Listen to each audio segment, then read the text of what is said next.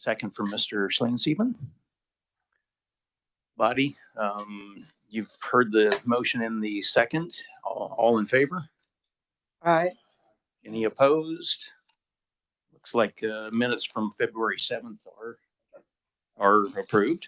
February 9th, you should have that also. Do I hear a motion on the minutes for February 9th? Representative O'Halverson. I move that we approve the minutes for February 9th. And we hear a second from Representative Melton. Body, all in favor? Aye. Any opposed? Okay, let the record show that the minutes from February 9th are approved. With that, let's open the hearing on House Bill 2225, which is limiting the cost recovery for certain electric public utility transmission related costs. And we're going to hear two bills today, and just watching the time ahead while we can, I'm going to allow 30 minutes on the first bill, and we'll jump into the second one for a full hour then. So with that, I'd like to start with the reviser. If you want to go up and explain the bill. Thank you. Thank you, Mr. Chair. Yes, I'm Jesse. Got to get my name right. Jesse with the Revisor's Office. So today for House Bill 2225, what it does is it limits the cost recovery for certain electric public utilities and what they can cover in a transmission delivery charge. So the bill amends 66 1237, which authorizes this cost recovery for transmission related costs. So what the House bill does, it allows for an investor-owned utility that serves more than 20,000 people in the state of Kansas to recover transmission-related costs through a transmission delivery charge when those costs are specifically the result of transmission facilities that are constructed due to a notice from an RTO or from FERC. So House Bill 2225 would prohibit that same facility from recovering similar costs when those costs are the result of a utility's internal planning or a local planning process, when there's no note or directive from an RTO or approved by FERC. So if a for-profit investor-owned electric utility is recovering through the transmission delivery charge costs that are associated with an internal or a local planning process that doesn't have that notice or directive, when this section is effective, they have 90 days to file with the KCC a revision to their transmission delivery charge to no longer include those transmission related costs. And then within 240 days of that filing of the revision, the KCC shall remove those costs from the delivery charge and move those costs into the utilities rate base. Committee, you've heard the description by the reviser. Are there any questions for the reviser? Seeing none. Thank you, Jesse. Appreciate it. First up is the proponents. We have Justin Grady from the Kansas Corporation Commission. Welcome to the committee, Justin. Good morning. Chair Doppler-Dang, members of the committee, my name is Justin Grady. I'm Chief of Revenue Requirements, Cost of Service, and Finance at the KCC. I work in the Utilities Division. KCC staff originally proposed House Bill 2225 to narrow the definition of eligible transmission investments that could be included in the transmission delivery charge.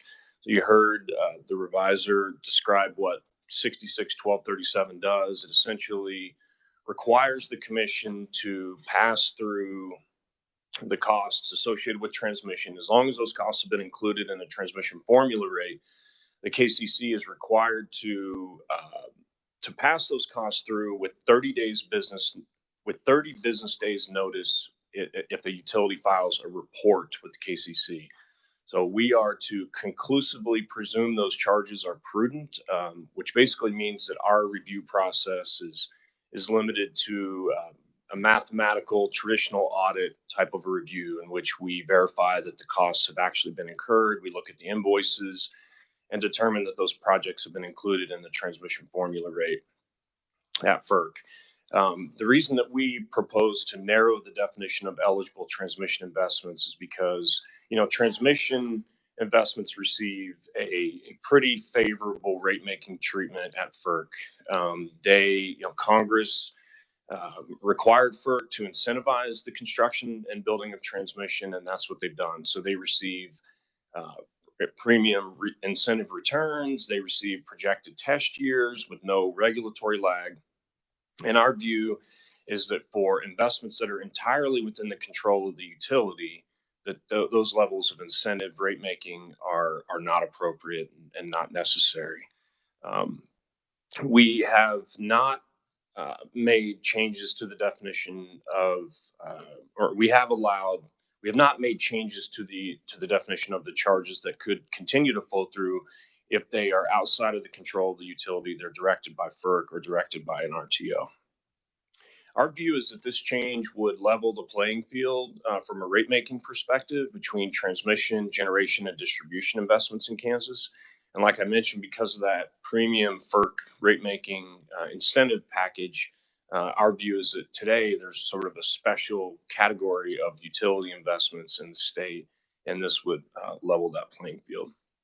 This move would also improve regional rate competitiveness even further in the state because as you'll hear, I think, testimony today, the KCC has been an extremely aggressive regulator with regard to the profit margin that utilities are allowed to recover. The profit margin, the allowed return on equity in Kansas is amongst the lowest anywhere in the country. And so, especially when you compare those low ROEs to what FERC currently authorizes, we calculate that there will be approximately a $9 million reduction in customer rates day one for Evergy Kansas Central, and about a $1.6 million reduction for Evergy Kansas Metro. And so it will, and then the other thing is Missouri doesn't currently have a version of the transmission delivery charge like this. So whatever current rate differential exists between Kansas and Missouri would be further improved as well. And I know there's a busy agenda today with the committee, so I won't further reiterate what's in my written testimony, but I will point to, there's a table of transmission related costs for Evergy Kansas Central on the second page of my written testimony. And you can see that over the last 12 years or so, those costs have almost tripled. What unfortunately, what you hear somewhat frequently is energy stakeholders or customers will point to that transmission, that the history of those transmission costs, and then blame that on the KCC. And of course, the reality is that we have very little control and authority to control those transmission costs today, which is because of the way that the statute's currently written.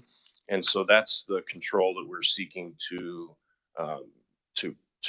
reassert, I guess, and have authority over those local transmission planning processes and the transmission investments that follow from that. So I think that is the extent of my prepared remarks, and certainly look forward to answering questions from the committee at the appropriate time. Sure. Thank you so much, Justin. We're gonna run through the other just couple of proponents, and then we can open it up to questions. So next one is Eric Stafford with Kansas Chamber. Welcome, Eric. Thanks for being here. Thank you, Mr. Chairman and members of the committee. Good morning. I was trying to come up with a clever Valentine's message dealing with energy rates before the hearing, and I didn't come up with any, so we must not love them. Anyway, thank you, Mr. Chairman. Appreciate the opportunity to be here in support of House Bill 2225. We're going to hear another bill later today. We've testified on the House side on some bills dealing with transmission. And ultimately, when our board met back in December, we have a legislative item that has been in there for a couple of years to support efforts to achieve regionally competitive electric rates.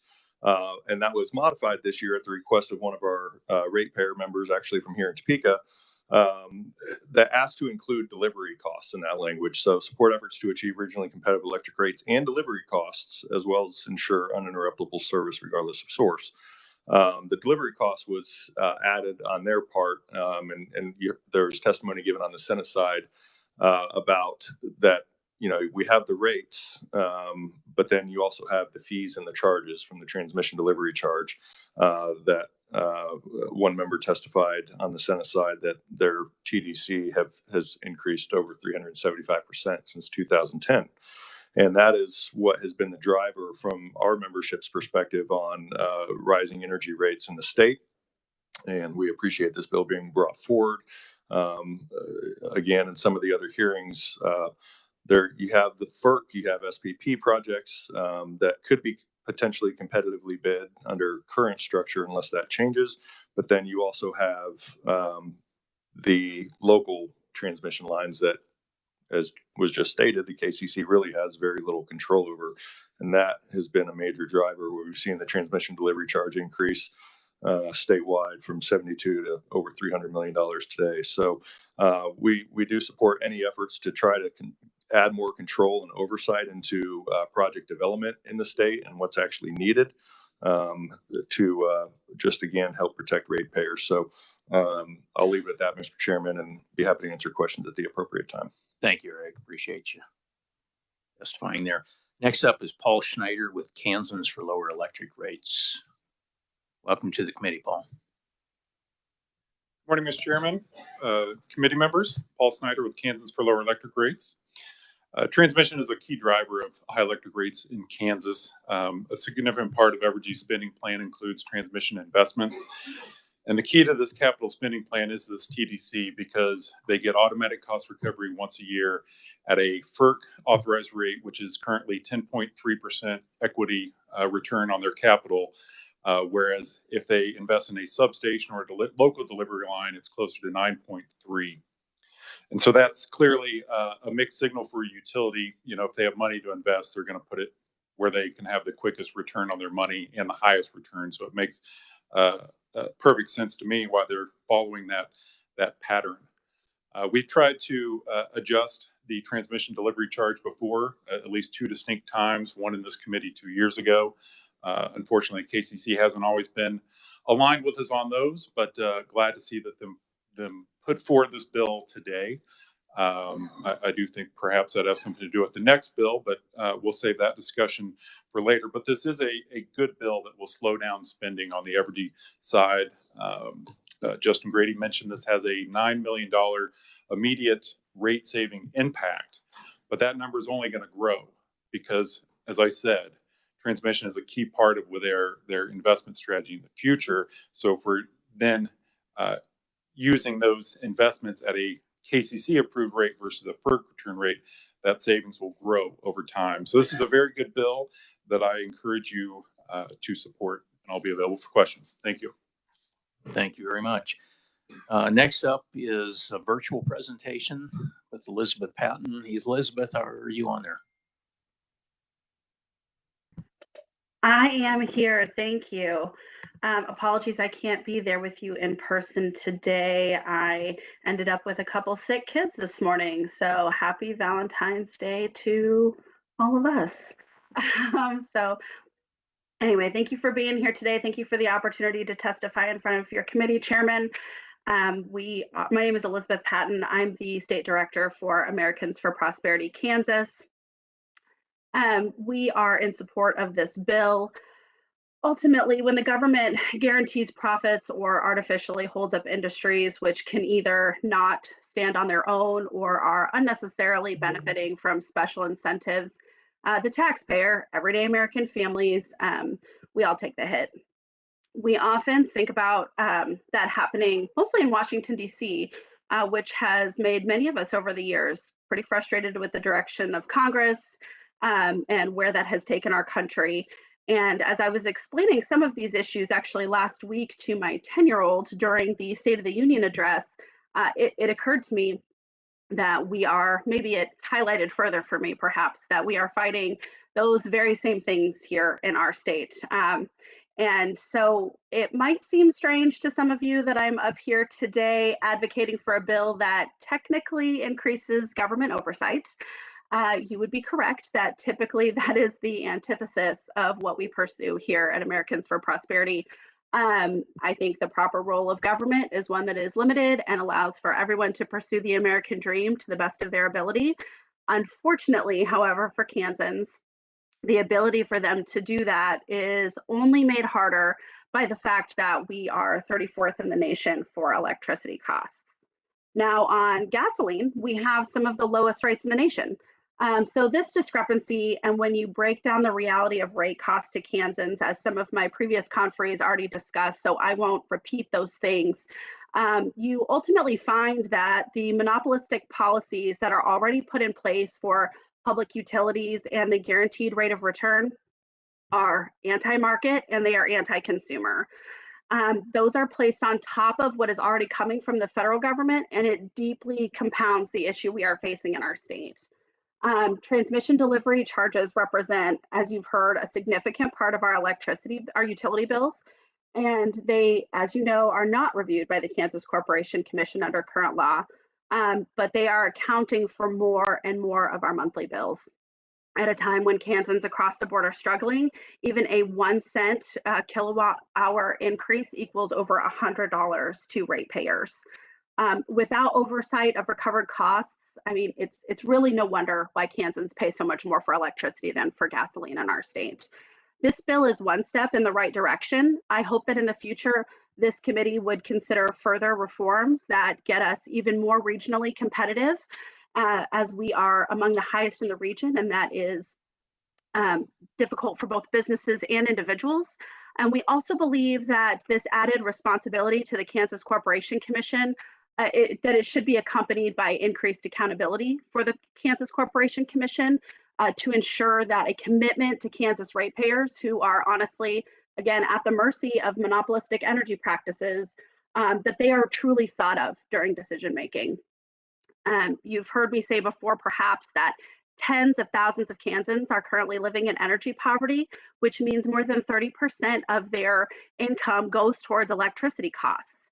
And that number will only continue to grow if we do not undo policies that allow government to guarantee profit to monopolies without oversight. So for these reasons, we do ask that you support this bill, and I would be happy to stand for questions at the appropriate time. Thank you. Thank you, Elizabeth. I'm also showing a Randy Stokey, but I don't know if it doesn't say if it's written or oral. So Randy, are you here? It may be written only then.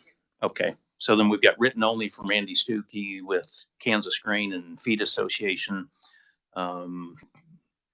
That concludes the proponents. So committee, do you have any questions for the proponents at this point in time? Representative Carmichael.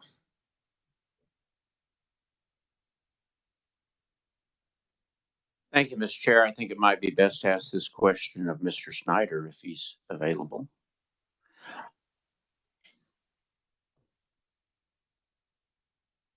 I'm trying to figure out how or why it is that when my investor-owned utility, known as Evergy, spends more money building lines, transmission lines, wouldn't that cost them money? Wouldn't the incentive to Evergy be not to build more lines and spend this money and therefore make a higher profit? That's the way it works in my business, that if I spend less money on things, I have more money to take home for my profit. Why doesn't it work that way for Evergy?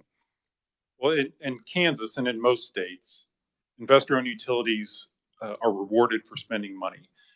When rates are set, they look at their rate base, and if they can increase that rate base, they get a return on that. They can't incent you to use more energy per se to generate earnings. So the way they generate earnings is by increasing capital.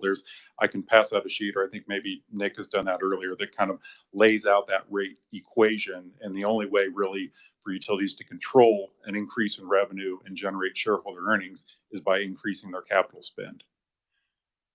If I might have one follow-up, Mr. Chair. So then how will this bill keep Evergy from building lines that aren't necessary so as to increase their capital expenditure and thereby have a rate of return on that capital expenditure and end up with more profits for their shareholders by spending more of the ratepayers' money? How will this bill stop that? So this bill would remove their discretionary or personally planned investments in transmission, move it from getting a 10.3 return on their capital to a currently 9.3 return. And not only would that happen, but they'd also now go through the normal rate case process, just like they do when they build a substation or put in a new transformer or power pole. And so it basically just equalizes the investment. And so it takes away that incentive that we believe they have to invest in transmission. Will it decrease the total amount of spending? We're not sure. That is the goal. We do know that if we do this, there's a $9 million savings, and we do think that there's savings as we go forward because they won't be incented to do transmission. Finally, Mr. Chairman, when I go down to the bank right now, I can get between 4.25% and 4.75% on a CD. Are you telling me that Evergy gets a 9 to 10% rate of return on their investments? In other words, their shareholders put up money. They make 9 or 10%, where I only make 4.5% at a CD. That is correct. And while I'm up here, I forgot to mention that generally around February 15th of each year, they file for new TDC increased rates. So they may be doing that this week. I'm not sure. They have some leeway there. Thank you, Mr. Snyder, and thank you, Mr. Chair. Thank you, Representative. Next up would be Representative Schreiber. Thank you, Mr. Chairman. I'd like to start with Justin, if he's available. I am. Good morning. Good morning. Thanks for the testimony. You mentioned early on in your testimony about Congress incentivizing transmission. Is that still a congressional goal, or is that changed? Or is their direction to FERC has changed? No, their direction to FERC has not changed, right? So that incentive, the direction to FERC to incentivize the construction of transmission was contained in the Energy Policy Act of 2005, and that's still law today. Okay. Are there certain voltages that are affected for local planning lines, or is it any voltage that the utility decides to build? Well, that's a good question. Theoretically, the utility could make the decision on its own through its own local planning efforts to replace any of its owned transmission facilities, any of its native original transmission facilities that weren't the result of a notice to construct from SPP. Evergy could obviously provide you more of the specific details, but this does generally focus on something like the rebuild of their 69 kV system. I'm sure they have 115 and 230 volt original transmission that they brought to the SPP when the SPP was created as a regional transmission organization. So this would really be, I think it can cover sort of a gamut of transmission voltages, but it's basically everything that Evergy owns, builds, plans outside of the SPP notice to construct process. So it's either new or a rebuild that's covered? That's right. Okay. If I could. Going to how the bill would handle those types of recoveries. So to get recovery on a local project, they have to go through a rate case, which is 240 days max. Yeah, so that's actually not specified in the bill. It just says that, originally, if they are currently recovering those charges today, which they are, then they would have to file a rate case with the KCC to separate that out between transmission delivery charge and base rates. There isn't anything that restricts or prohibits the KCC from coming up with an alternative rate making mechanism to deal with these costs. So it doesn't necessarily have to drive rate cases every year or every 2 years necessarily. there would probably be pretty extensive debates about the propriety of whatever mechanism it was that we came up with. But there's actually something that's working quite well in Kansas right now called the System Integrity Plan that Atmos has. And what they do is they come forward every year, they present their 5-year plan. They have detailed analysis of every single project, what the drivers are, what the safety related reasons are, what the benefits to customers are. And that, I think, answers, Representative Carmichael's question of, is this really going to stop building transmission that's not necessary or that's not needed? So we have some different ideas about what KCC oversight of local transmission planning would be. But ultimately, I mean, we're just staff. Ultimately, the commission would have to make that decision. And I'm sure it'll be a stakeholder process that comes up with whatever it would be. But either a rate case or some other KCC authorized, overseen review process. And with the rate case, the cost of the rate case is borne ultimately by the customers. Yes. Okay. And that's why we excluded the, small utilities serving less than 20,000 customers. This isn't like an anti-Evergy bill. It just happens to be that they're 2 of the 3 large investor-owned utilities in the state. Yeah. Okay. And the reason I went with voltages in local projects is probably 10 years ago in my town, Emporia, Westar at the time built or completed a ring of 69 kV around the city to be able to backfeed different directions and not isolate certain industries. To me and to my district, that was pretty important for reliability, for expansion of businesses and so forth. So it kind of concerns me a little bit that there might be some lag between the time of projects planned and then recovery of that, because the utility may decide, well, we'll get to it down the road here, but in the meantime,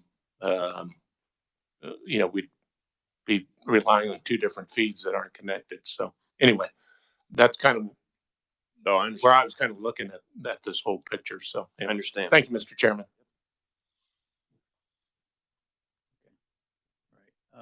Next up would be my ranking D, Casey O'Hobson. Thank you, Mr. Chairman. My question is for Mrs. Snyder.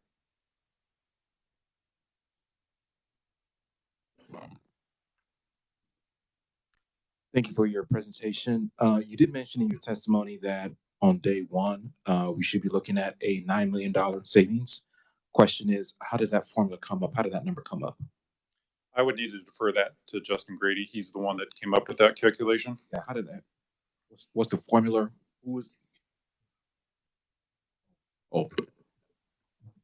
Yeah. So some of the works for me and myself, collaborated on the calculation of that. I mean, basically, we went into the transmission formula rate that exists today within FERC.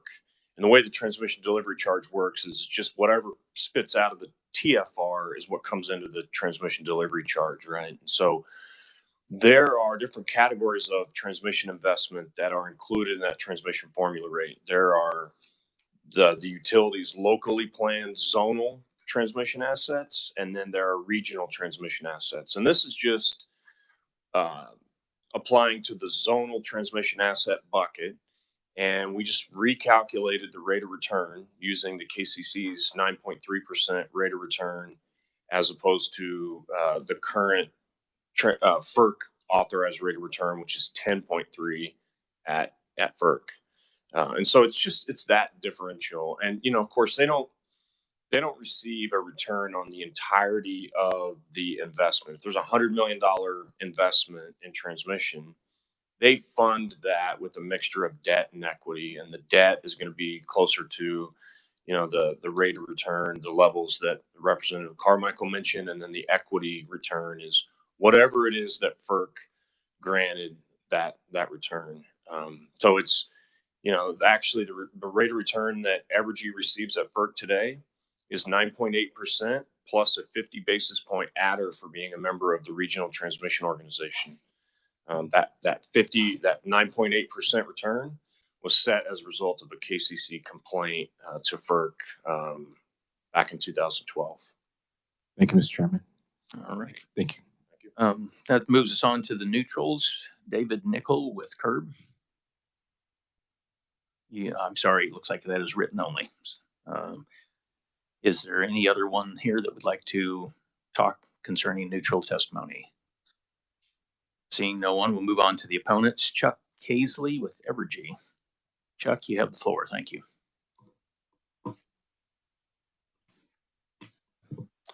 Thank you, Chair Delperdang, and good morning, Ranking Member Hoppeson. It is a pleasure to be here this morning. I think this is the first time in 2023 I've had an opportunity to address you all. So for me, it's welcome back and Happy New Year. I hope, Mr. Chairman, as I think the only entity against this, you'll indulge me for a little bit because I'd like to address some of the things that were said and then also give some testimony with respect to the merits of the bill and clarify what our position is. So we are opposed, but that's with the caveat. The caveat is some of the things that Mr. Grady and the staff from the KCC brought up are valid things that from a policy perspective, we think bear discussion.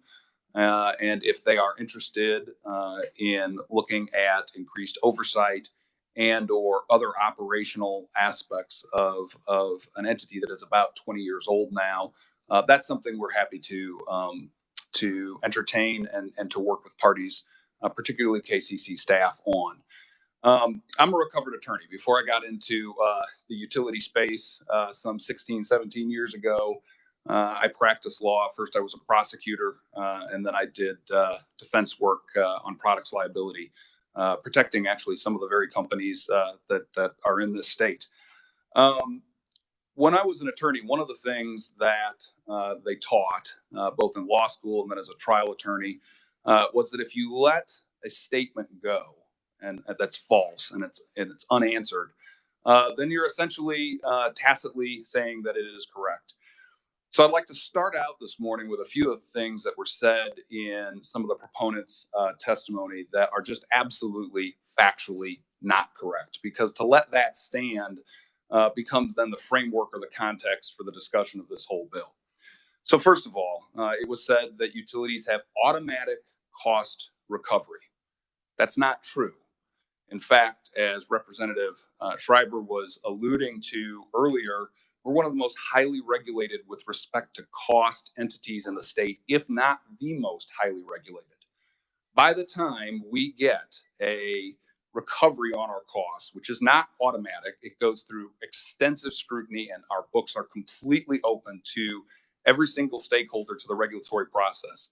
It is nearly 2 years from when that cost was incurred. So I want you to think about that. Some of you in this committee own businesses. Think about what that would mean to your business if you had a cost increase to a key input and you couldn't recover that until 2 years later. And by the time you recover it, that's 2 years old. So it's not automatic cost recovery. There's a reason that the KCC exists, and there is incredible lag with respect to actual cost and costs that we recover. Many of the costs we either don't seek to recover or are eliminated through the regulatory process. The second thing that was said was that we're replete with special incentives. Well, we are a creature of the state like any other corporation that does business here. When policymakers in this building or Washington say, we want you to do something, whether it's on a tax basis or whether it's on a recovery basis or earning an extra incentive to invest in something, like any rational business, that's what we do. The FERC, the Congress, and this body told us 20 years ago, we want more transmission and more reliable transmission in this state. And that's exactly what we responded to. Now, I'll get into that in the merits of this bill and where our position is in a minute. But what I want to make sure everybody understands is we do what we're incentivized to do, like any rational person or any rational business.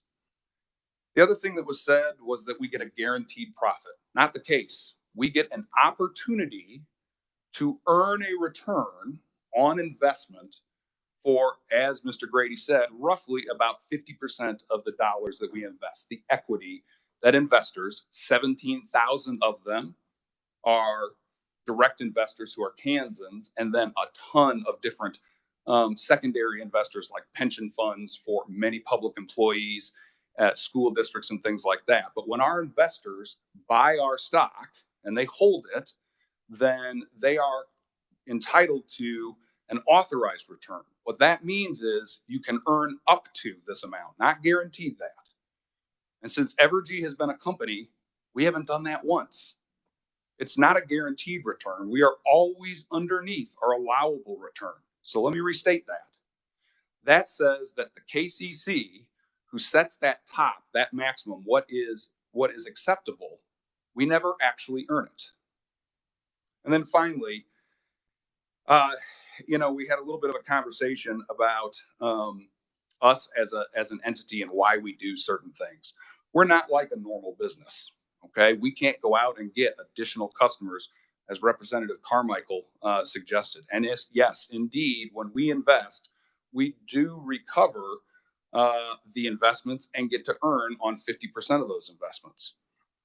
But the rate that is set, as you heard Justin Grady say, is near the lowest in the United States. Well, what does that mean? That means we're competing for capital against all the other states to fund infrastructure in this state. And if it's not competitive, then that presents a problem for us investing in Kansas. Yes, we are a monopoly, but unlike other businesses, that means we can't choose not to serve a customer who doesn't pay or even a customer who disagrees with the regulatory process. We're obligated to serve everybody. And what comes with that is costs and things that most normal businesses might choose to forego, but we cannot.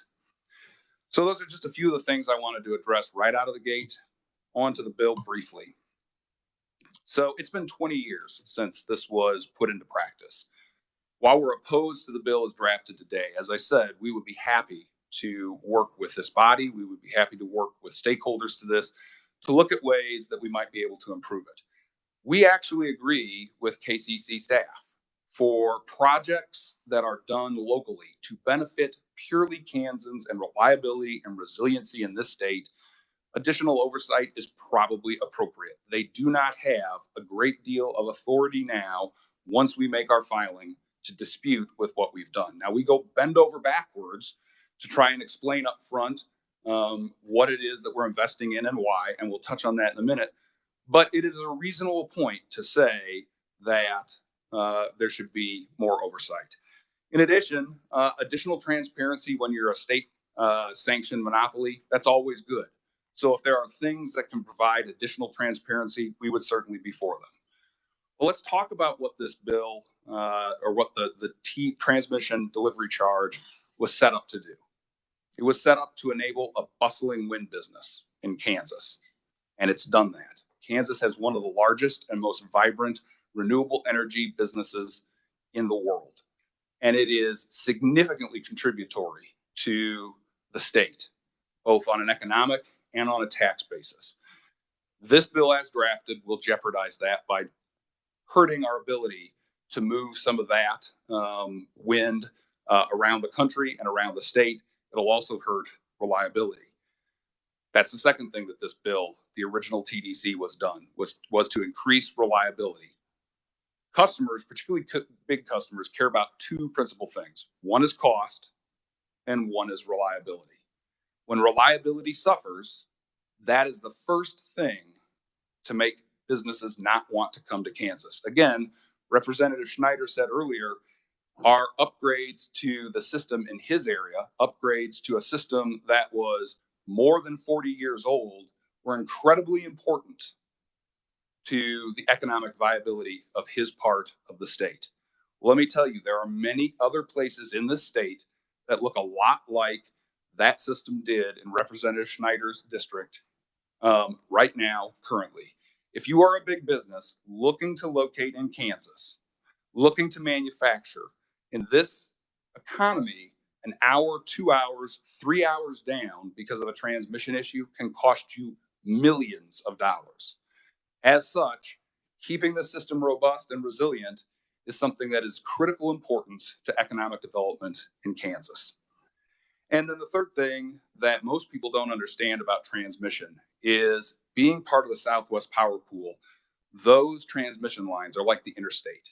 It allows us to do commerce with other states. Now, why is that important? Because the Southwest Power Pool, who, by the way, we have a lot of issues with, okay? They're not a perfect organization, and there are many things we would change. But the principal thing that the Southwest Power Pool allows us to do is access for Kansans the lowest cost generation or power in a 17-state region.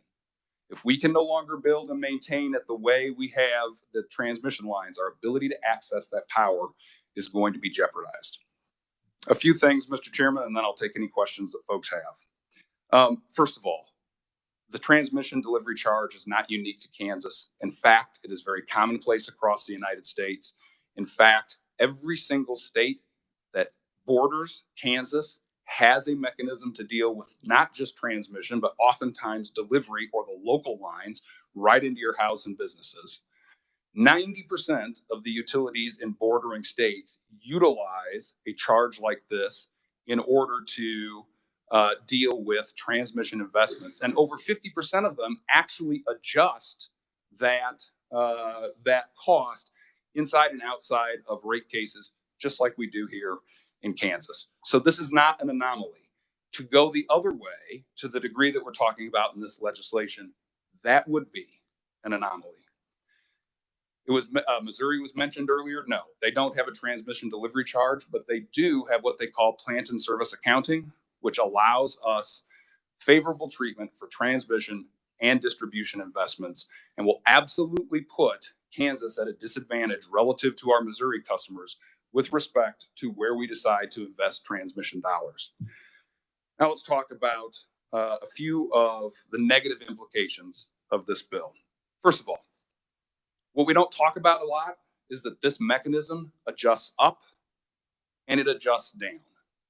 Since Evergy has been a corporation dating back to 2018, the transmission distribution or transmission delivery charge has been adjusted 10 times. 6 times it's been down. 4 times it's been up, which means over the last 5 years, if we didn't have this, Kansans would be paying more for their electricity than they have over the last 5 years. In fact, it was only the last transmission delivery charge adjustment in Kansas Central, which is the Wichita up to the borders of Johnson County, part of our service territory. It was only the last adjustment that flipped it from a net negative to rates to a slightly positive. Now, Mr. Snyder's right. We may have an adjustment coming up here later this month. It may actually get pushed a little bit for a number of different reasons. That is likely to be very small or maybe even down. So let's pay attention to what happens to the transmission and distribute or TDC, as we like to call it, here in the future, because again, this is probably going to be favorable to Kansas, something that they won't get if we repeal the bill in the manner that it is currently drafted. We've already talked about the cost of cases. Representative Schreiber correctly said those are costs that are borne by customers. If we lose this transmission delivery charge as it's currently constituted, you can expect us to start filing rate cases about once a year. Now, in addition to the costs, there's also something that you should know about that. Inflation is going up significantly. And when we're out of rate cases, we don't pass any of those costs on to customers. Those costs are things that our shareholders eat. If we come in for rate cases, as we will likely do on an annual basis, if this bill as currently drafted is repealed, and the TDC is repealed in its current form, then all of those inflationary costs, instead of Kansas customers getting the benefit of us staying out of rate cases, we will pass those costs on to customers. So just a couple other items.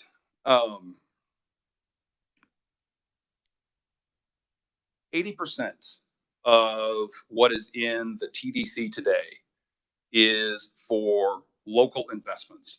And we heard a lot discussed about our incentive to invest. And it's true, the regulatory system here and in every other state in the United States allows us to earn on things that we invest on. So that is absolutely correct. There is an incentive for us to do that. But let's talk about, in public filings with the the Kansas Corporation Commission, what those investments look like.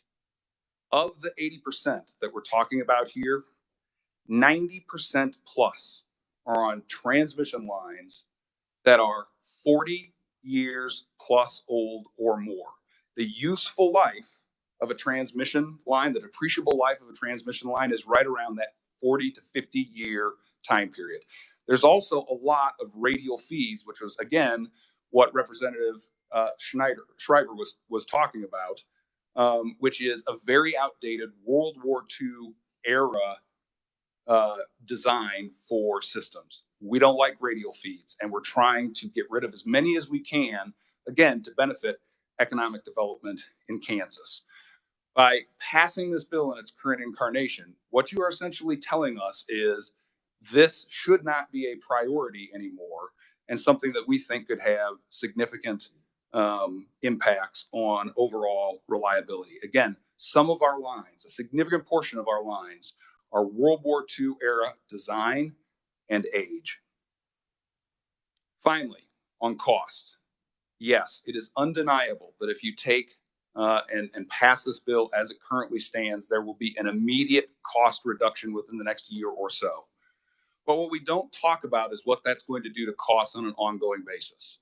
I've already mentioned the fact that we will start coming in for rate cases at a much more frequent clip. What I haven't talked about, though, is that this will be seen as a significantly hostile move by most of the folks who invest in and provide us the capital to invest in this infrastructure, because not one of the other states that border Kansas will have something like this pass in this year. What does that mean? That means they're going to see what is already a very difficult regulatory jurisdiction. Again, as Justin said when he was up here, some of the lowest ROEs in the United States, returns on equity in the United States.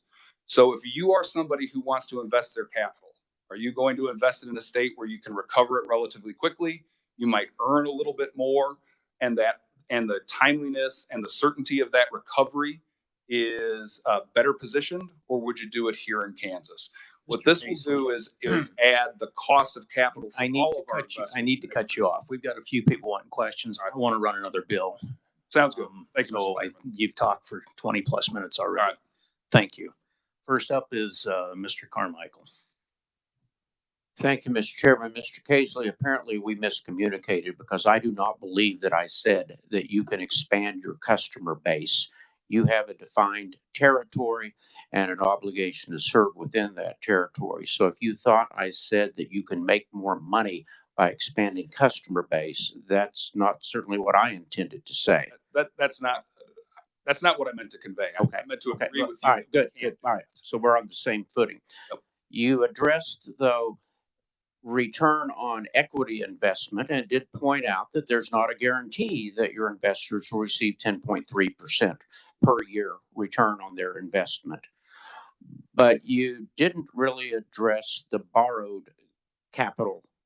And I think what I heard Mr. Grady explain to me is that you can go out on the capital market and you can obtain money that you can use to build new transmission lines, varying rates 2 to 5%, depending on the market at a given time, and then expect to receive up to a 10.3% return on that borrowed capital, or a margin of better than 5%. Is that the way it works? No. So first of all, yes, for debt issuances, we get anywhere between probably 2.5%, 2 3/4 to 5%, sometimes even 6%, depending upon the debt that is issued and the length of maturity and something like that. It's not 10.3%, as Mr. Grady said, it's around the 9.8, 9.85, but that is only on the equity. The bonds or the debt that comprises the portion of transmission investment, that's a pass-through cost right at whatever the cost of capital is. And again, my point on this is whether it's bonds or stock, Thank you, sir. It will increase our cost of capital if the bill passes the way it is, which means that ongoing costs for all investments will be increased despite a short-term $9 million benefit. Okay. Representative Slane-Siepen. Okay, passing him. Representative Schreiber. No question. Okay. Sorry about that. Okay. With that, then, is there any other questions from the committee? Representative Hohabison. Thank you, Mr. Chairman. Thank you for your testimony today. I just want to for you to actually clarify. You did hear Mr. Grady when he came up and he said that Evergy does have some lines, unnecessary lines that are not needed. Is that the case? So other transmission lines that are not needed. You guys build lines that are not needed. Is that? I didn't hear him say that, but if he did, I didn't mean to say that. Oh. Okay. I just wanted to clarify if that's the case. Okay. Sorry about that. With that, thank you for being here, and Thank you, Mr. I'm Chairman. going to close the hearing on HB 2225. Committee, I do plan on working this on Thursday, so please be here. Moving on to House Bill 2154. Jesse or Nick? Nick, with the revisor. Please explain the bill. Thank you. Thank you, Mr. Chair. So committee, House Bill 2154 would establish a statewide election process for the Kansas Corporation Commission. It would establish a utilities regulation division within the Office of the Attorney General. It would exempt the KCC from the requirements of the Kansas Open Meetings Act, and then it would make some other related revisions relating to those things that I'll get into here in a sec. Starting off, I got a question in the Senate when they heard this bill yesterday, and I omitted it, that let's start with how the KCC is currently structured. So the KCC currently is a 3-member body appointed by the governor, subject to Senate confirmation. Only 2 members of those appointments can be from the same political party in the current process. So what this bill would do is it would provide for those commissioners to be elected on a statewide basis. These commissioners would be elected during the even-numbered year general elections. They'd be elected for 4-year terms, and generally the same laws that are applicable to statewide elected officials would be applicable to the election of the corporation commissioners. The way this would be done under the bill is it would establish positions for each commissioner as their terms are ending. The way these elections would commence is there would be a commission position number 1 designated for the commissioner whose term ends on March 15 of 2024. And then the general election of 2024 would take place where this commissioner would be elected.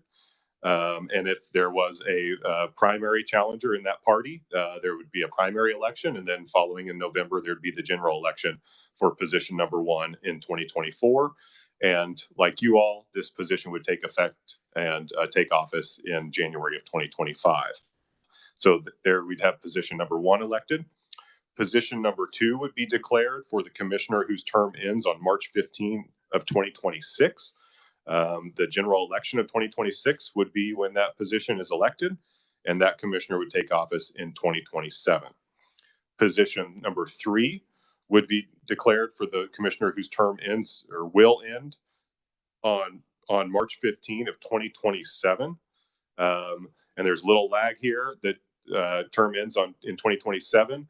The general election of 2028 is when that position would be elected, and that commissioner would take office in 2029, and then the body would be fully elected. I will note that 2028 general election is when that commission position 1 would be up for election again. So commission positions 1 and 3 would be elected together in the same ballot, and then commission position 2 would be elected every 2 years thereafter. And like I said, there is a little delay between those term end dates and the elections. So just as current law provides, this bill would still authorize a commissioner to continue serving the term until a member is elected to that position. So a current commissioner could continue serving out a term, even though their term is ended, until a member is elected to that body. In addition, this bill also authorizes the governor to make an appointment subject to Senate confirmation to fulfill that gap between a term end date and when a member takes office through the election. What the bill would do while this election process is happening, currently the KCC selects its chairperson as its own body makes that selection. This bill would change that while the elections are occurring and commencing in February 2024. And each year until that commission is fully elected, the governor would be selecting the chairperson of the commission, who would serve a one-year term as the chairperson. And the bill would provide that the chairperson could not be served for more than 3 consecutive years as the chairperson. Then, once the commission is fully elected, it would revert back to the KCC selecting its chairperson. Section 2 of the bill deals with campaign finance laws, and this would add one more section to the Campaign Finance Act specific to the election of the corporation commissioners. So utilities would be prohibited from contributing to any candidate. Any campaign committee established by the utility would be prohibited from contributing to a candidate, and then any campaign committees that receive utility contributions would be prohibited from contributing to a candidate for the commission. And that goes both ways. Candidates would also be prohibited from accepting contributions from those entities. So that completes generally the elections piece. So the other item in this bill would establish a utilities regulation division within the Office of the Attorney General. The Attorney General would appoint a director, and this director could hire any staff, such as attorneys, accountants, economists, etc. And the duties of this division, and you'll see these duties generally are what the KCC staff position, and the KCC staff in making a non-binding recommendation to the Corporation Commission in utility rate cases. This would be the division that would take over that role in the KCC process. So the duties of this division would include this division would be required to represent and protect the collective interests of all Kansas utility ratepayers in utility rate related proceedings before the State Corporation Commission, and then also in any other judicial proceedings. The division would be required to advocate for reasonable, affordable, and regionally competitive utility rates, balance the interests of residential, business, and industrial consumers, promote the long-term, cost-effective, and reasonable solutions to issues faced by the utility industry, and then lastly, eliminate corporate waste and unnecessary spending by public utilities. So what would happen here, this bill provides for a staff transfer where the KCC staff that fulfill those non-binding, that non-binding recommendation role before the Corporation Commission, these staff would be transferred to the Utilities Regulation Division of the Attorney General's office. This would not include telecommunications staff, and then the bill does provide that collaboration between the Attorney General's office and the Corporation Commission should occur to effectuate that staff transfer. The bill also makes some other related revisions to this, including authorizing this division to assess its costs against utilities. So it amends 2 statutes related to that cost assessment. 66-1502 authorizes this division to assess costs under reimbursable expenses. These generally are costs that are assessed against utilities for investigations that are conducted or appraisals of the utility property that are conducted by the KCC, and then also amends KSA 66-1503 relating to quarterly assessments and quarterly expenses. And these are generally all other costs that are related to the regulation of public utilities that are being assessed against the utility. Lastly, the last provision of the bill exempts the Corporation Commission from the requirements of the Kansas Open Meetings Act. And that concludes the bill. And Mr. Chairman, I just wanted to note that if the committee does plan to work it, I would like to prepare maybe a technical amendment for the chair and the committee to consider just to clean up a few items. And I'd be happy to discuss that at the appropriate time. Duly noted. Committee, you've heard the description by the reviser. Do you have any questions? Representative Carmichael. Thank you, Mr. Chair. I'll try to make this quick. The bill prevents a regulated utility from contributing to the campaign of KCC commissioners. Is that correct? Yes, that's correct. But when we move the litigation division of the KCC staff to the Attorney General's office, is there any prohibition on the big utilities buying the Attorney General through their contributions and thereby impacting the independence of the litigators who try to keep the utility from getting too much money? So there is no prohibition on campaign contributions for the Attorney General's race in this bill. So it's only specific to the KCC. Second area of concern, Mr. Chairman, and that relates to exempting the KCC from the Kansas Open Meetings Act. As I understand the present circumstance, with 3 commissioners, 2 constitute a majority of a quorum, and hence the only time they can discuss commission business is in commission meetings. Is that generally correct? With each other. That would constitute a quorum, and if they're discussing the business of the body, that would constitute a meeting under the Kansas Open Meetings Act. But if we exempt them from the Kansas Open Meetings Act, then all 5 commissioners, I guess, under this bill can get together. Was I wrong with the number? 3. 3. It still sticks with 3 on this. Oh, okay. I was thinking of the State Board of Education and an even better bill that I saw floating around in committee. But seriously, this would mean the 3 commissioners can get together behind closed doors and decide cases, correct? They'd have to announce it in an open hearing, but they can do all the work and figure out what they're going to do over a cup of coffee or maybe down at the bar somewhere. So this would exempt them from the Open Meetings Act, and then how the commission conducts its business would be up to the commission. Final question, Mr. Chair, and again on the Open Meetings Act. At present, substantial portions of KCC dockets or proceedings are closed because they involve certain confidential information which might permit the utilities competitors to obtain competitive advantage, etc., if this information were disclosed. Hence, we get things back from the KCC that are page after page of redacted, so you can't see.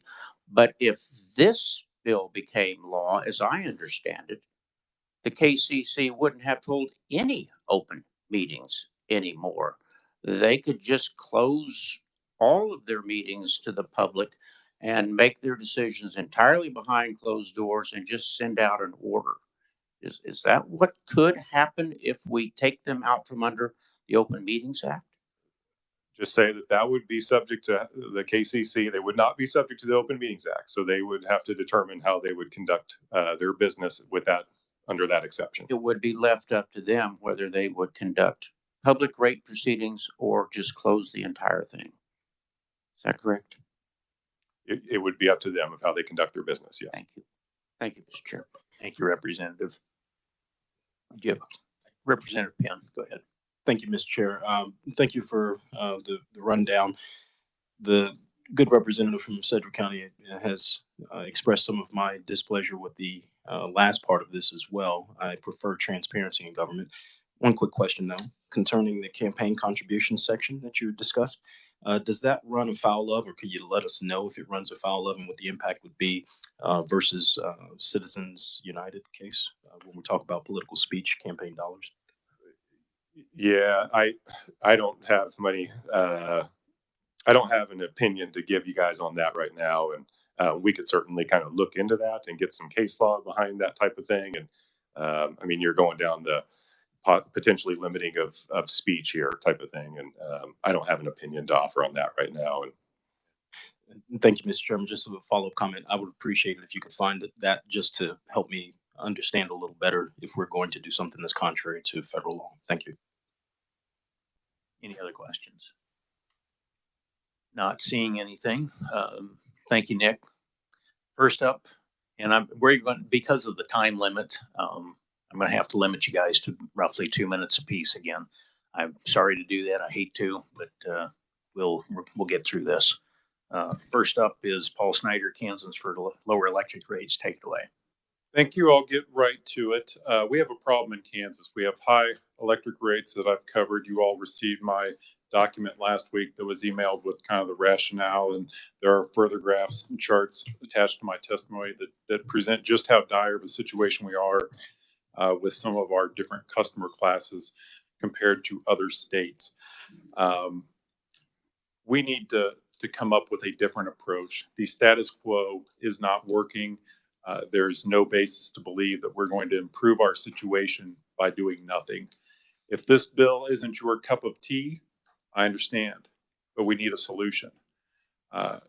Representative Carmichael, you raised some very good points about the Open Meetings Act. There was maybe a more delicate way to achieve the collaboration that is needed by our current KCC commissioners, and we are open to looking at that. But we can't have a situation where there are commissioners that can't talk to each other. It's a disservice to the process. I'm not going to cover anything Nick did. I will jump in. The legislature has challenged on more than one occasion the KCC to do something about high electric rates. And except for this bill that we heard this morning, there's been zero action. The KCC is aligned with utilities. When we've had different negotiation sessions in this building, all my group, chamber, other stakeholders, et cetera, we get together in one room. The KCC always goes with the utilities in the other room. They are not aligned for customers. They are aligned with utilities. The KCC has not had a public hearing in 3 years. They've got a big building, nice hearing room out west Topeka that has not been used in 3 years, where you all are gladly in the building, meeting with constituents, et cetera. They instituted $700 million in gas charges and charged everybody in the state except for regulated utilities that did not get hit with any of the risk. Customers got hit with 100% of the risk. But we need a change. Thank you. Thank you, Mr. Snyder. Eric Stafford, Kansas Chamber. Thank you, Mr. Chairman and members of the committee. Good morning again. Eric Stafford with the Kansas Chamber. Here to speak to you today in support of House Bill 2154. It has once been said that you should not let a statement go unnoticed, otherwise it could potentially become fact. And one such statement was that these policies are being pushed by a cabal of businesses that are looking to tilt the scales in their favor. Just real quick, definition of cabal is a small group of secret plotters as a government or person in authority, and the plot schemes such a group. I hope that our frustration with energy rates is not a secret. I hope that our efforts to try to reform state policies for the benefit of ratepayers to get the scales balanced is not a secret. We prefer that it's public. We like it to be public. We have been very public with our sentiments on that. But right now, the foot of the utility is on the scale, holding it to the ground, and ratepayers have no balance. And again, as Paul said, if this is not the right approach, if elections is not the right approach, we are open to ideas of what the right approach is, and would just reiterate that reform is needed. But again, we are and feel like we're in a position where ratepayers have really zero interest, stake in the game, and our concerns continue to go dismissed. We have fought, whether it's the securitization efforts, we've helped the utilities on some policy pieces that you guys have pushed through, economic development plans, eliminating income taxes on utilities. We have tried to be a good partner, but our frustrations and our concerns from our ratepayers largely go dismissed. So happy to answer any questions from the committee at the appropriate time, and appreciate the opportunity. Thank you, Eric. Appreciate it. Elizabeth Patton, are you online? Yes, I'm here. Sorry, it took me just a moment. Appreciate the opportunity to testify again in front of this committee this morning. I know we are limited on time, so I am going to abbreviate my testimony. I would love to talk to anybody who is willing more about the fact that Evergy has been allowed by the KCC to increase their rates over 30 times in the last 10 years, that uncompetitive electricity rates are a key driver of energy poverty again in this state. I mentioned that in my previous testimony, and that the KCC alone, the Kansas Corporation Commission, has some of the most regulations out of any, besides KDHE, they are the second most as far as the amount of regulations that they have on the books in our state. And when you think about that, and you think about the costs of regulations and what that brings on even the utility companies themselves, and are they genuine or are they red tape? And the special interests that I won't repeat from previous conferees, the nexus of what's going on in our state is completely unacceptable, and we need to change something, or Kansas's economy will continue to be beholden to just a broken monopolistic structure and ever rising rates. We heard earlier that if we make any changes, that one of the biggest energy providers, perhaps the state sanctioned monopoly in our state, will be actively increasing rates on Kansans. And that, in our view, is really just even more of,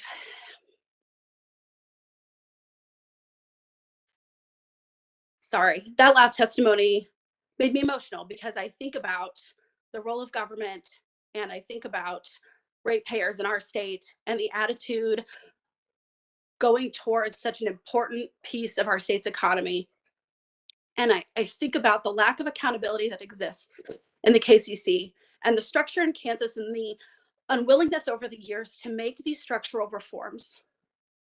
And it seems like a boring issue, energy, but it's not. And I know it's complicated and there's a lot to it, but even more so, should these commissioners be held accountable for the decisions that they make every day? Yeah. You as legislators, sorry, one more sentence, Yeah, Chairman. yeah, I've got to cut you off, Elizabeth. We're trying to move it through. Okay. Thank you. I've show written only from Pete Locke. Hope I'm pronouncing the name correctly, with Spirit Aero Systems.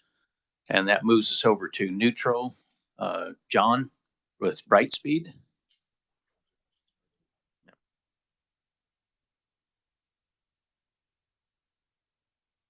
Thank you, Mr. Chairman. Thank you, members of the committee. My name is John Idu, and I'm with Brightspeed. I know many of you might not recognize the new Brightspeed. It used to be CenturyLink.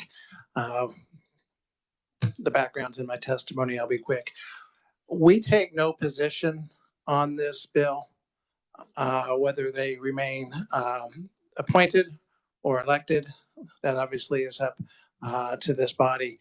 But I will point out that it is highly likely that if we move to an elected commission, the cost of the commission will increase substantially. That's been our experience in other states. And the current KCC and CURB are fee-funded agencies, meaning the regulated utilities pay for that. It is grossly unjust to increase our cost for this new structure. And our proposal would be, if the committee advances this bill, that there also be an amendment to move both CURB and the KCC from fee-funded agencies to be funded from the state general fund. And at that, I will stand for questions. Thank you, John. Appreciate you coming. Thank you. Next up would be Jeff McClanahan with Kansas Corporation Commission. Welcome back, Jeff. Thank you, Mr. Chairman and members of the committee.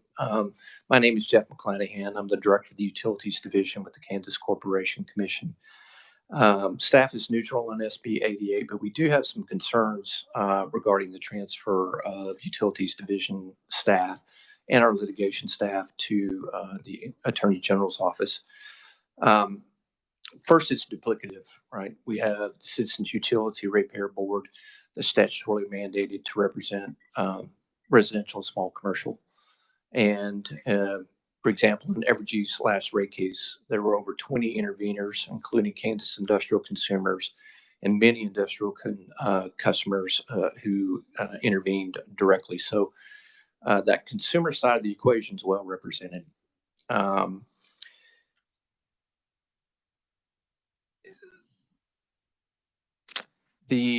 The mandated transfer as well does not relieve the commission of its public interest duties. So the commission is going to have to replace its utilities division staff to represent the public interest. Otherwise, there will be nothing on the record for the commission to decide related to balancing the public interest. As was mentioned, will significantly increase the cost of the utility regulation because of the duplicative nature of it. As a practical matter, not everyone may agree to go over the AG's office. Some folks may retire or resign. If we lose that experience, you can't get it back. There is no one out there that has utility regulatory experience that will join us. It'll either the AG's office or the commission. So it's going to have to be folks that are new to it, and there's a long learning curve associated with it. There's a correlation between rates and reliability, and I think that need to be brought into the equation. Illinois Citizens Utility Ratepayer Board recently issued a report, and Kansas ranked very high, 8th in reliability, but Oklahoma, who we get compared to a lot, was 47th in terms of reliability. I need to cut you off. All right, thank you. Appreciate your testimony. That's it for the neutrals. We do have one written from David Nickel with Curb. Should be in your packet. Now for the opponents, we have Reagan McLeod with Kansas Electric Cooperative. Go ahead, Reagan. Thank you, Mr. Chairman, members of the committee. My name is Reagan McLeod. I'm the Manager of Government Relations for Kansas Electric Cooperatives. I'll try to be brief, but I want to hit on a couple key points that outline why KEC opposes this notion. As a general rule, we see it as bad for public policy. The appointment process and subsequent Senate confirmation process, we believe, identifies and thoroughly vets highly qualified and capable commissioner candidates. It's important to remember that these areas that the KCC regulates are incredibly complex. End-of-the-line consumers, as well as the regulated entities themselves, are best served by candidates that are highly qualified. The Senate confirmation process also allows for the legislature to have a say over this process and thoroughly vet as much as they'd like to. So that also, that branch of government is also already accountable to the electorate. We also see that the staffing shifts to the AG's office are going to create unnecessary duplication and likely costs to the regulated entities and the taxpayers. And finally, I just want to touch on the Open Meetings Act portion of the bill. It's important to remember that the KCC often serves in a quasi-adjudicative function that inherently requires transparency, and it is only fair to the members and the end-of-the-line consumers that process be open and available to the public. So thank you for the opportunity to testify in opposition. I'll stand for questions at the appropriate time. Thank you, Reagan. Next up is Ed Cross with Cuyahoga.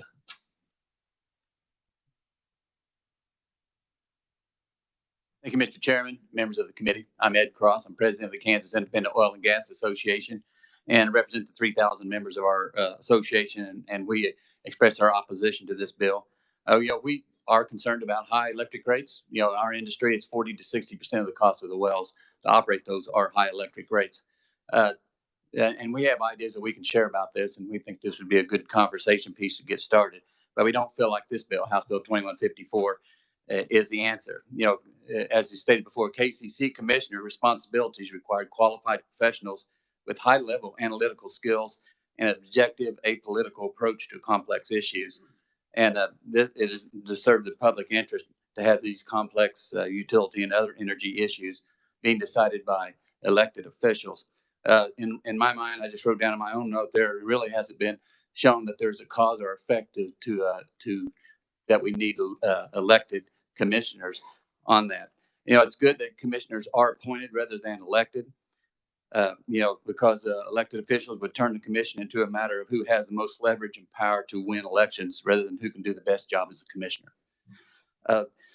Also should be noted that the KCC regulates not only utility rates, but also motor carrier transportation, pipeline safety, telecommunications, and the oil and gas industry. Many of these other states has utility commissions that's elected commissioners only regulate electric rates. And for us, we believe in the state regulatory process, and the KCC Oil and Gas Conservation Division does a very effective job. I think it's a good conversation starter, but I think that we need to get together with all of those affected parties and look at ways that we can reduce electric rates in the future. So, Mr. Chairman, That concludes my testimony. All right, Ed, thank you for being here again. All right. Mark Spitzer with Edison Electric Institute. Welcome to the committee, sir. Good morning, Mr. Chairman and members. My name is Mark Spitzer. I'm an attorney for the Edison Electric Institute. And if any of the members have trouble sleeping, you can read my testimony. And I'm mindful, having been a chair myself of a committee in the legislature in Arizona, I'm mindful of your time constraints and legislative business. Today is Statehood Day in Arizona. So happy Valentine's Day and happy Statehood Day. And when I was serving 4 terms in the Senate in Arizona, we gathered at the old Capitol building for Statehood Day. And we all took the oath in the original desks from 1912. And it reminded us of the importance of being an elected official. And in my testimony, I'll cut to the chase. Electing members of the KCC, in my judgment, is a round peg in a square hole. It just doesn't work. The representative raised a fascinating question about Citizens United. What happened in my home state of Arizona in recent years is because of that independent expenditure provision in the U.S. Constitution, as interpreted by the Supreme Court of the United States, there has been an influx of campaign monies coming into Arizona for ACC elections. And the commission has been elected since statehood. Utilities don't contribute to candidates. I ran twice for the Arizona Commission, having left the legislature. That would be a third rail, members, if I were to take a contribution from a regulated utility. No candidates in their right mind would take a contribution from a utility that they're elected to regulate. And that sort of illustrates the fallacy of this legislation in terms of the election of the commissioners. The problem is, Mr. Chairman, members, out-of-state money flooded into Arizona. Sometimes it's utility associated interest, sometimes it's others. In the last election, $4 million came into the state from billionaires on either coast seeking to have their personal agenda influenced. And Arizona's a relatively small media market. And in my judgment, it created havoc and uncertainty. And if I used to have a Marine colonel who was in Saipan, and he was a member of my Senate caucus. And he'd say, what problem is this piece of legislation intending to solve? And is this legislation part of the solution to the problem, or would it make it worse? Okay. And if the member's concern is special interests, With that, I need to cut you off. this bill would make it worse. Mr. Chairman, members, thank you for your indulgence. Appreciate you being here.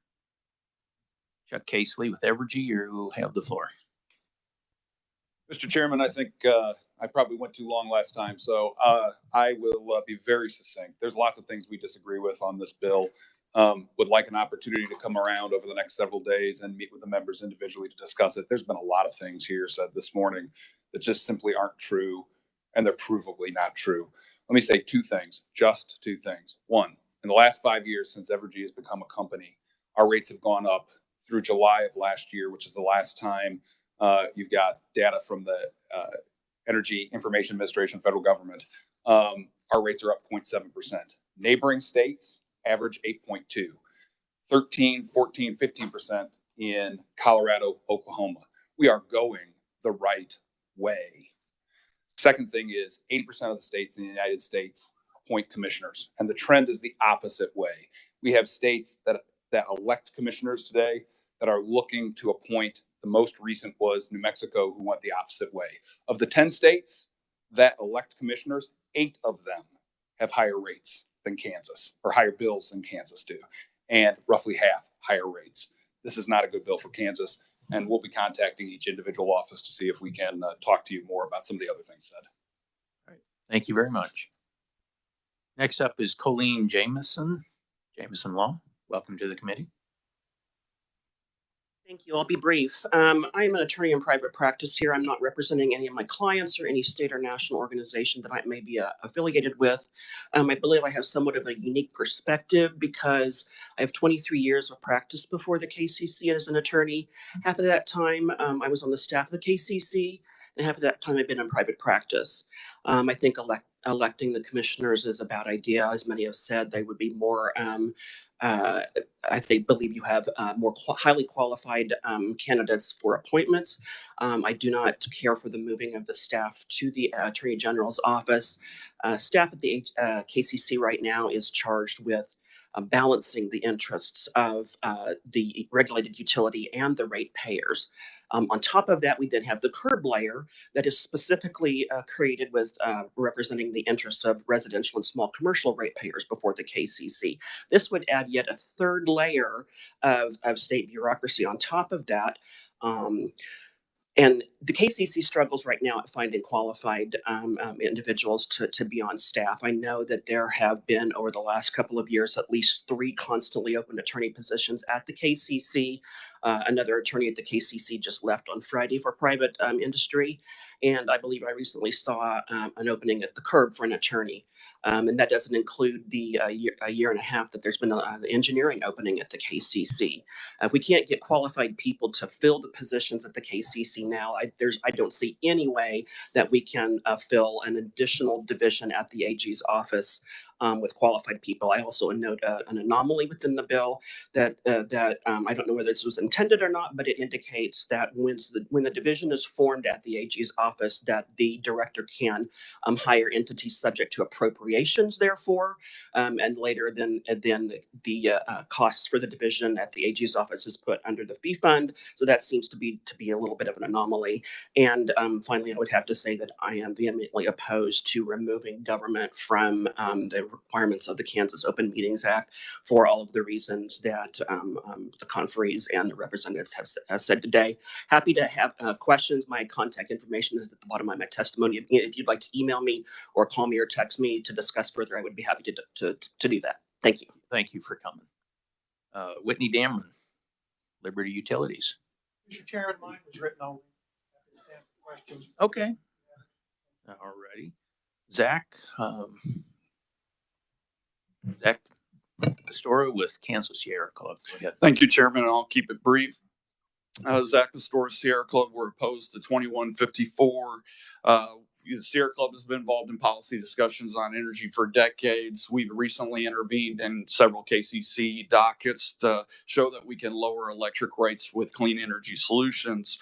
We've had our own fair share of frustrating outcomes with commissioners and staff in decisions, perspectives, and processes. But on the whole, we respect the KCC, the process, and appreciate their service to the state as a whole. We fear that 2154 will provide for loaded political spending and leave the agency vulnerable to a narrowed set of interests versus the wider public interest. And on Valentine's Day, we got to show the KCC some love for their dedication and good work through the years, but also know that I think they've been more transparent and interactive over the past 3 years more than ever. I mean, you watch the videos on YouTube, you can engage virtually. So we think that the process is only continuing to get better. Last comment here. If we want to see policy change at the KCC, let's provide for some prescriptive policy outcomes. Let's pass some bills. If you don't like that we're second worst in the state for energy efficiency and saving consumers money on their bills, let's pass an energy efficiency resource standard. If you want to see us grow in solar, let's pass some solar bills. If you want to see the utilities stop shutting off tens of thousands of Kansans when they're supposed to keep the lights and the heat on, let's figure out ways we can provide for better transparency to get customers better utility assistance. There's a lot of things we can do, but 2154, changing the nomination process, doesn't necessarily guarantee a change in policy outcomes. Thank you, Chairman. Thank you, committee. Thank you very much. I show also written only from John Donnelly with Kansas Farm Bureau and written only from Patrick Vogelsberg with Kansas Gas Service. So, committee, you've heard a lot of testimonies here. Questions, starting with Representative Neighbor. I beat my neighbor here before questions here. My thing is, I've heard all of you say something needs to be done.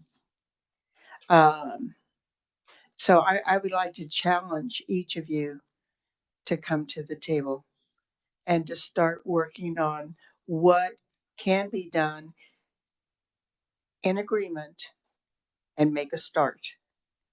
Because if you don't, we might end up doing something later on that wouldn't be very nice, or maybe it'd be perfect. But this has given me food for thought. But I think it's time for you all to sit down at the table, bring the questions, make the challenge, and start working forward on this. Thank you, Mr. Chairman. Absolutely. Representative Penn. Thank you, Mr. Chairman. This was a question for Reagan, if he's available. And as you approach, sir, just a quick question concerning the election of the boards. You were discussing how the boards are elected. Can you talk about, maybe expound a little bit, why is it bad for the KCC board to be elected? I kind of defer to some of the other conferees on that as well. I think you're referring to the commissioners of the KCC being elected. We articulated concerns just for one cost that were articulated by other conferees as well. But I think some of the concern about money from outside of the state coming into the state and affecting the decisions made by the commission that affect Kansans, while influences from outside the state are influencing those decisions. So I'll kind of defer to some of the other conferees as well. Mr. Chairman, with a quick follow-up, my question goes towards the rural co-ops. Right. Their boards, are they elected or appointed? Yeah, so the member consumers of the co-op elect their boards that then advocate for the co-op on their behalf. And has that turned out any bad outcomes for you? I'd say that our members are really happy with the representation. Thank you, Mr. Chairman. Next up, we have Representative Schreiber. Thank you, Mr. Chair. And this is just a general comment. Some of the conferees spoke quite vocally against the KCC staff. And I just want to say I've worked with many staff members and commissioners over 20 years, and I have always respected their integrity. And for it to be impugned by some of the conferees, I think it's just not right. Thank you, Mr. Chair. Representative Roth. Thank you, Chairman. This is just a comment. I agree with Representative across the way there. On several of these bills, it just seems to me that everyone needs to get together that's sitting out in the gallery and come up and bring a bill that works for all of you and then bring it to us so that we can work it. There's I believe, a lot of challenges in the bills that I've listened to and been presented. And my final comment is I just would like to know when there's going to be a lower energy rate for Kansans, because in my 40 years, I've never seen lower energy rates. I hear us talk about it. I hear you talk about it, but I've never seen it in my 40 plus years of paying energy rates. But thank you, Chairman. I appreciate the opportunity to speak. Committee, any other questions? Okay. With that, I'd like to put a comment out here. The first one we heard a question from was Representative Neighbor, and I think you are absolutely right on the money. I want to see you guys come to the table to work out a solution. I don't know about the others here. I personally get hammered on the electric rates or the electric issues. I get hammered on because of KCC responsiveness, whether it's true or not. We're getting beat up on this thing. I want some answers. I want you guys working together. I've got this on the schedule to work 2154, but I'm not sure if I'm going to. If I can get some commitment over the next few days that you guys will start working this out, I'm willing to forego it. It's up to you, because I don't know if we've got all the answers, but we've got to do something. And I appreciate every one of you being here. With that, I do close the hearing on House Bill 2154. Committee, coming up on Thursday, February 16th. We're going to have a hearing on 2237, authorizing certain telecom and video service providers to operate in public right-of-ways. We're going to do final actions on 2226, extending the time period for the notice of excavations. And we're looking at final actions on 2225, limiting cost recovery for electric public utility transmission related costs.